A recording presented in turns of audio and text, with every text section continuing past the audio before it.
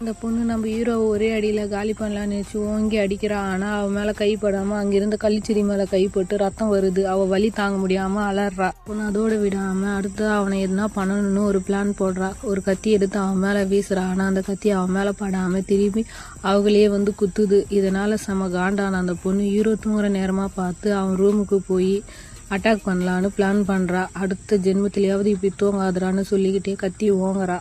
ஓங்கின கத்தி அவன் மேலே படுறதுக்குள்ளேயே நம்ம ஹீரோ தூக்கத்திலே புரண்டு படுக்கிறதுனால அவளுடைய குறியும் தப்பி போகுது. திரும்பவும் கத்தி எடுத்து அவனை குத்த பார்க்கறா. ஆனால் அவன் தூக்கத்திலே ஒரு உதைக்கிறான். அந்த பொண்ணு அப்படியே போய் தூரம் போய் வீழ்ந்து அவள் வாயிலேருந்து ரத்தமாக வருது. ஆனால் நம்ம ஹீரோ எதுவுமே நடக்காத மாதிரி நிம்மதியாக தூங்கிட்டு இருக்கான். அவன் செம்ம கடுப்பாகி திரும்பவும் கத்தி எடுத்து அவனை குத்த பார்க்கறா. இந்த முறை தூக்கத்திலே ஹீரோ ஒரு அறை விடுறான். மறுபடியும் அவன் வாயிலேருந்து ரத்தமாக வருது.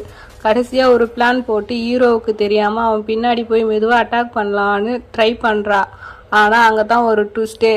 இவ கிட்ட போன உடனே தூக்கத்திலே ஹீரோ ஒரு விட்டான் பாருங்க. அந்த பொண்ணு அப்படியே பறந்து போய் ஒரு 88 கிலோமீட்டர் தள்ளி வீழ்ந்து அவ வாயிலேருந்து ரத்தமாக வருது. தூக்கத்திலே இவன் இவ்வளோ லூட்டி அடிக்கிறானே, இவன் யாரா இருப்பான்?